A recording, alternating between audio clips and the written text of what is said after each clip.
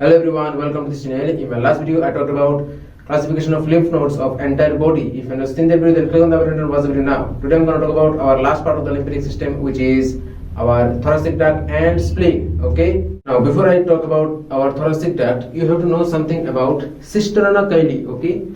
In my earlier video or the first video of this lymphatic system, I told you that lymphatic vessels which carries chyle from the small intestine are known as lacteals. Okay. Now, along with the lacteals, all the lymphatic vessels coming from the lower limb, coming from the pelvic area, coming from the abdominal area, which I already talked about in my previous video. So all these lymphatic nodes merges together and forms a bigger and thicker lymphatic duct at L2 and L1 level, I mean the second and first lumbar vertebral level. Suppose this is the vertebra, and just in front of the vertebra you will get all the lymph nodes merges together and forming a vessel or a duct.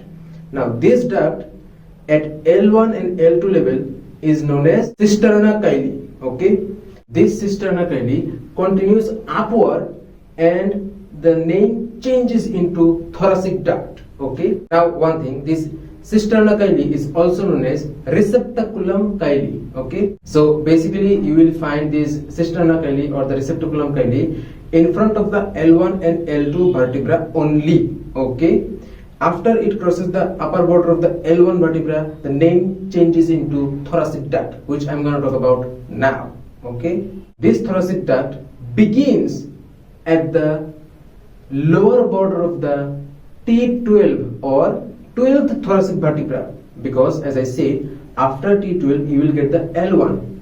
Okay, I mean after the 12th thoracic vertebra you will get the first lumbar vertebra, and upper border of the lumbar vertebra Cisterna Chyli ends, and from the lower border, from the lower border of the 12th thoracic vertebra, thoracic duct begins. Okay, so it is nothing but continuation part of the Cisterna Chyli. Anyway, the entire length of this thoracic duct is almost 45 centimeter. Okay, now you have to know about the course. Okay, see, from the lower border of the 12th thoracic vertebra, it goes straight upward up to the upper border of the 5th thoracic vertebra. Okay, so it goes from the T12 to T5. Okay, after it reaches to the upper border of the T5, it goes left side from the right side. Okay, or you can say it deviates towards the left side. Now, two things you have to remember at this point, that up to the 5th thoracic vertebra or T5 level, it stays as a part of posterior mediastinum. Okay, and after it deviates towards the left side, it goes up to the superior mediastinum. I will talk about this mediastinum part later, not now.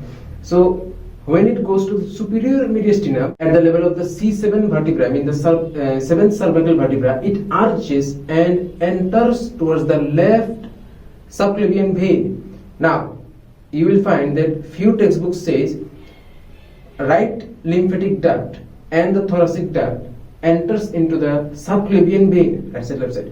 But in some textbook you will find it enters into brachiocephalic vein, right side, left side. Now here is the point. You know that subclavian vein and the jugular vein merges together and forms brachiocephalic vein. Okay, so here is the point. Suppose this is the jugular vein and this is the subclavian vein, and these are merges together and forms our brachiocephalic vein.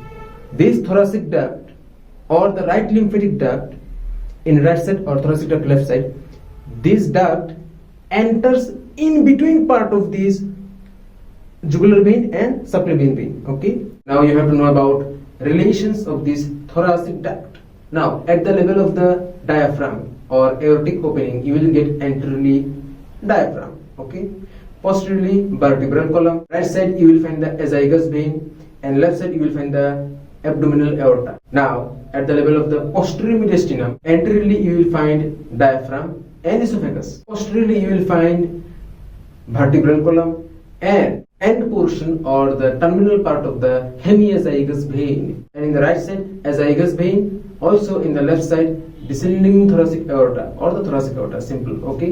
In the superior mediastinum, you will find the anteriorly arches of aorta, origin point of the left subclavian artery, along with the left side pleura, right side esophagus, and posteriorly vertebral column, okay. And at the neck point, where it arches at the transverse process of the C7 vertebra, you will find anteriorly vagus nerve, left common carotid artery, left internal jugular vein. Posteriorly, you will find vertebral vessels, vertebral artery, vertebral vein, along with the sympathetic trunk, left-sided phrenic nerve, scalenus anterior, first part of the left subclavian artery, and prevertebral fascia. Okay. Now we're gonna talk about spleen. Now the spleen presents in our left hypochondrium region, in between our left curvature or the greater curvature of the stomach and the diaphragm. Okay. In between these two structures, you will find the spleen. Alright, it is a wedge-shaped organ and tetrahedral. Tetrahedral means it has 4 heads. Okay. As you can see in this photo, the spleen in our body is dark purple color. Okay. It is almost 12.5 centimeter in length, 7.5 centimeter in broad, and almost 2.5 centimeter it is thick. Okay. Now the spleen has 2 ends, anterior end, posterior end. Okay, 2 surface, lateral surface, medial surface. Okay, 3 border, superior border, inferior border, along with you will find intermediate border. Now in between this intermediate border and the superior border, you will find the splenic hilum, or the entry point or the exit point, or you can say the gate of the spleen, where the arteries, splenic arteries are getting inside, splenic veins are getting outside. Now in relation, mainly the medial surface or the visceral surface, where you will get the impression of the greater curvature of the stomach.